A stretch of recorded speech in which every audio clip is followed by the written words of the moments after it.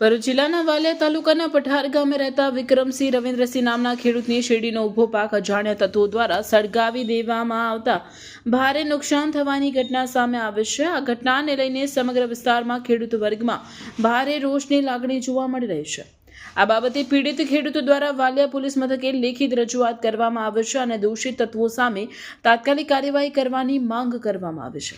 ઉલ્લેખનીય છે કે વિક્રમસિંહ રવિન્દ્રસિંહ પત્રકાર તરીકે પણ કાર્યરત છે અને અગાઉ પણ તેમની ખેતીને વારંવાર નિશાન બનાવી નુકસાન પહોંચાડવામાં આવ્યું હોવાનું સામે આવ્યું છે, જેના કારણે આ ઘટનાને માત્ર અકસ્માત નહીં પરંતુ સુનિયોજિત કૃત્ય તરીકે જોવામાં આવી રહી છે।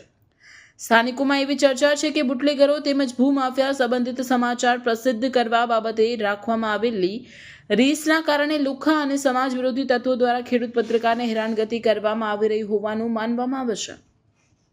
અત્રે ઉલ્લેખનીય છે કે ઝઘડિયા તાલુકાના એક પત્રકાર ઉપર પણ થોડા દિવસ અગાઉ ભૂમાફિયા દ્વારા હુમલો કરવામાં આવ્યો હતો।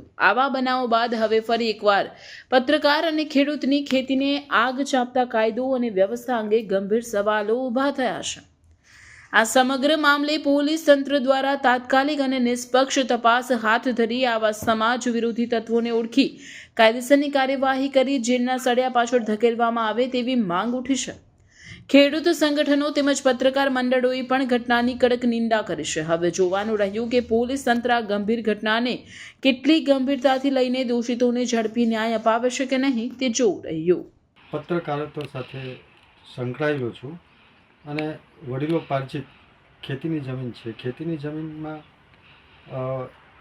ધારીખેર સુગરનું ગત વર્ષ 25-26ના લગભગ 5 એકર શેરડીનું વાવેતર કરેલ હતું અને એ વાવેતરને ગત તારીખ 3/2/2026ના રોજ રાતના સુમારે સળગાવી દેવામાં આવેલ છે।